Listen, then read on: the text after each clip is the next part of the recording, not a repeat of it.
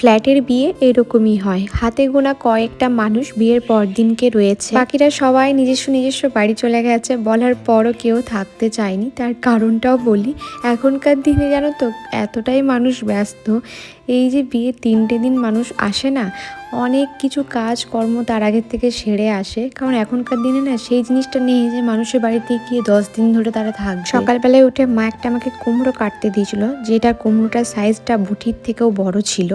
আর কুমড়োটা কাটতে কাটতে কাল ঘাম ছুটে গেছে। যাই হোক, কেটে ফেটে এবার এই কুমড়োটা দিয়ে বানাচ্ছি হচ্ছে বেগনি, মানে সরি কুমড়ো দিয়ে বেগনি তো হয় না, কুমড়োর বেসন দিয়ে বানাচ্ছি কুমড়োনি। মানে কি বলে জানি না, তোমরাই বলো কমেন্ট বক্সে এটাকে কী বলা যায়। তো যেহেতু ভাইরাও চলে যাবে, তো সেই কারণে আমি তাড়াতাড়ি করে কটা ভেজে দিচ্ছিলাম, যে দুটো মুড়ি খেয়ে তারপরে যাক, তাহলে ভালো হয়। আর এইদিকে আমার সব কটা কুমড়ো ভাজা হয়ে গেছে। তারপরে প্রীতমের জন্য একটু বেগনি করেছিলাম, কারণ ও আবার বেগনি খেতে খুব ভালোবাসে।